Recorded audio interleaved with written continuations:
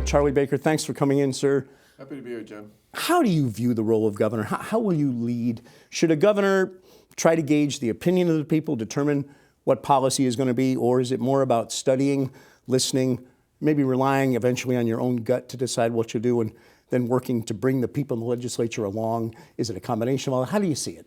The answer is yes. I do think it's a combination. I mean, first of all, when somebody gets elected, they usually get elected based on what they talked about. And I spent a good part of this race talking about improving our economy, especially in places where our economy has not been as successful as it's been in other places, improving our schools, building great communities from one end of the Commonwealth to the other, and bringing balance and fiscal discipline to Beacon Hill. That was my message over and over and over again forever. That was what I talked about. And voters, I think, in the end, that had a lot to do with how we managed to win. So from my point of view, I'm going to focus on not just what I talked about, but also the fact that the voters ratified that on Election Day. You've set up a transition website, Be Great Massachusetts. Depending on how you read it, how you say it, it's a suggestion, it's an order. You can almost hear it as a prayer, really. What do you want to say to all of us in those three simple words, Be Great Massachusetts? I think we should always strive to be great. Look, I love this state. I grew up here. I did spend 8 years working in the Weldon-Cellucci administration in 2 cabinet positions. I served in local government. I've worked in businesses that, for the most part, were Massachusetts homegrown companies.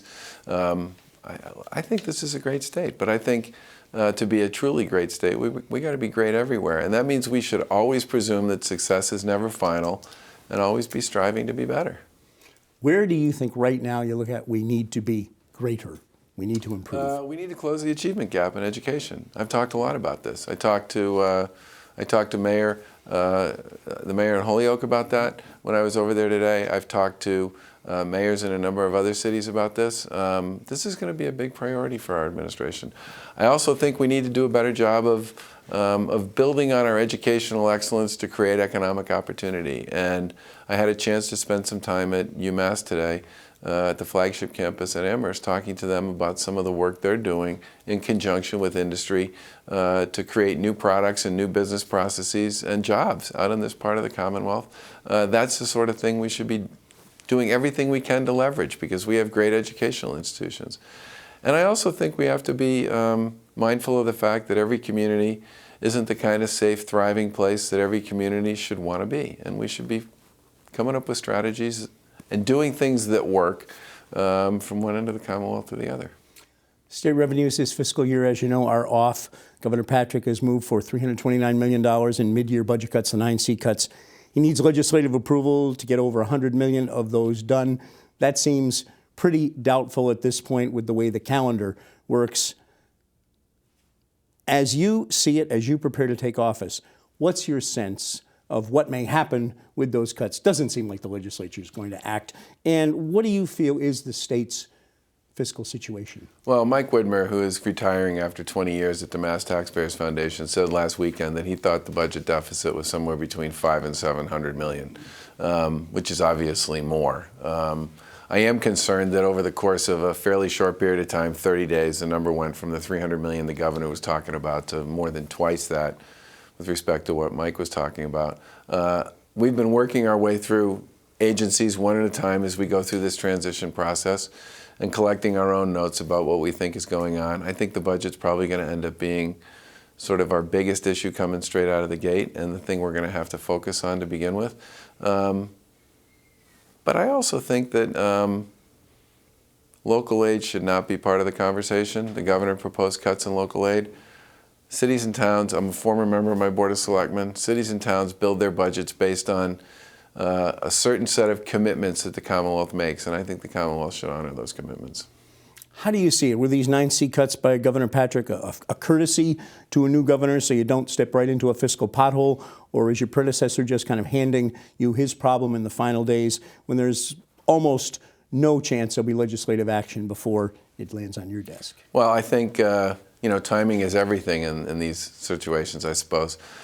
We're about halfway through the fiscal year. It would have been inappropriate for him to be making decisions about this before you got to halfway through the fiscal year. Just so happens halfway through the fiscal year is after an election and before a transition. So I don't think there's anything sort of underhanded about all this. I do think that as is often the case, governments have trouble holding onto the purse strings in an election year. Everybody would like to do something for somebody, and I think we're going to end up having to deal with the consequences of that in January. You've been an administrator. You were Secretary of Administration and Finance. That's a guy that has to watch the purse strings in the wallet every day, make the trains run on time at the same time. Do you think you maybe have a little better sense, a little better ability to hold that wallet a little tighter than maybe a lot of governors might? Well, I certainly think that the fact that I served in local government on my Board of Selectmen, I served as Secretary of Health and Human Services, the biggest cabinet agency in state government, and served as Secretary of Administration and Finance, in addition to my private sector work, I think that certainly gives me a head start, let's put it that way, in terms of understanding how the budget works, where the money goes, where the so-called bodies are buried, or whatever that expression is. And I think that'll be a good thing. But obviously we'll be judged not on how we do at the beginning and how much we know when we start, but on how people feel we perform over the next 4 years. Special Advisory Commission on Compensation this week recommended major raises for legislative leaders, state officials, including the governor. I think it's just over 20% they're recommending for the governor's office. You said it just doesn't feel like the right time for this higher pay. Yep. Is that issue dead in the water as far as you see? Well, that's kind of up to the legislature and the current administration. My view is this is not the time to be talking about pay raises for anybody. I mean, normally when you talk about pay raises, it's because things are going well and you've been successful financially and operationally. We're sitting here facing a significant deficit. No one disputes that. And in addition to that, people still have to spend half a day at the registry to get relatively simple things done. I think until we get to the point where things are really humming, for lack of a better way of putting it, we shouldn't be talking about pay raises.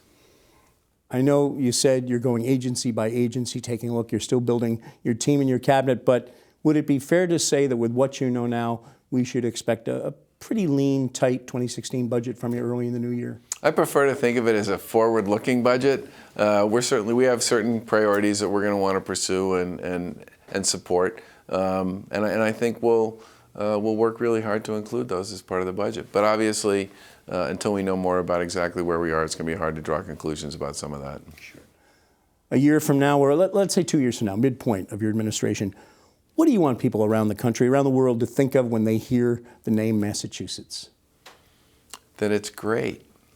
I would say a couple things. I'd say, first of all, we have always been an educational center. I would like us to continue to make progress on closing our achievement gap. I think it's a shame, a tragedy, whatever word you like, that so many of our kids aren't getting the kind of education they need to prepare themselves for the world of work and life in a 21st century.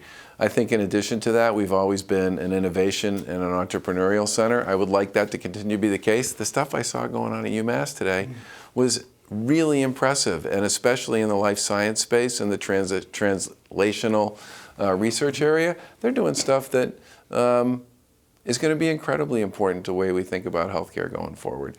And I think any time we have an opportunity to continue to sort of build on our reputation as a true innovator, it's good stuff.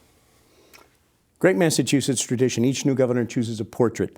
One of his predecessors hangs on the wall behind your desk in the office. Have you made that choice yet? I haven't, but my dad worked for John Volpe, and John Volpe was a Massachusetts Republican and a great guy, and somebody who won 2 very close elections. So at this point in time, he's in the running. John Volpe's definitely in the running, yeah. Going back to the Weld years, I have never heard anyone refer to you by any name other than Charlie. January 8th, will you go formal, or will you take the oath of office as Charlie? That's a really good question. You know what? I don't know if Paul Cellucci took the oath as Paul Cellucci or as RGO Paul Cellucci. I don't know if Bill Weld took it as Bill Weld or as William Weld. I think he took it as William Floyd, but I could be wrong. I think I'm going to stick with whatever the tradition is. That does not feel like a good tradition to break. Whatever people have used historically on that, I think I'm going to stick with. Well, for right now, Governor-elect Charlie Baker, thanks for spending some time with us, sir. We really appreciate it. It's good to see you.